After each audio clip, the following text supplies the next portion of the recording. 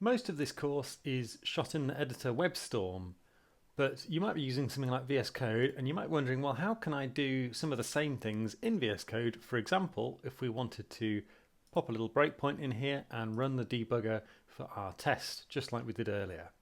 So what I'm going to do is I'm going to head over to the Run and Debug window on the side here, and I'm going to click on Create a launch.json file. I'm going to click on Node.js.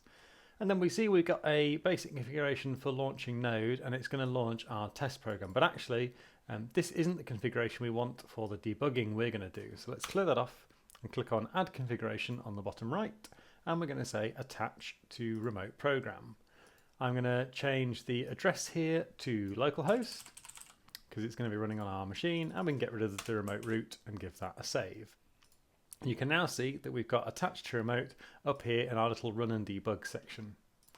Once we've got that going, let's open up a terminal. And I'll tell you what, actually, let's use the one in the editor. And we can do a node with inspect-brk and then node modules, .bin and yarn again, and we can run the tests, and we'll use the run in band option to stop Jest from oh, sorry, that should be Jest, not yarn. To stop Jest from launching child processes. And it says, yep, debugger listening on localhost 9229. Let's click on the little play button. And then here we are in our process in Jest. And we can click on play to get going. And if we're lucky, it will hit our breakpoint. And there we go. And then we can inspect the values of template just like we did in WebStorm. And I mean, this is just debugging for tests, but I really recommend you get used to using the debugger for your Node applications in general. I think it's super handy, and it can be a little bit fiddly to get going, definitely, but it's so worth it if you can inspect values this way rather than having to log everything out.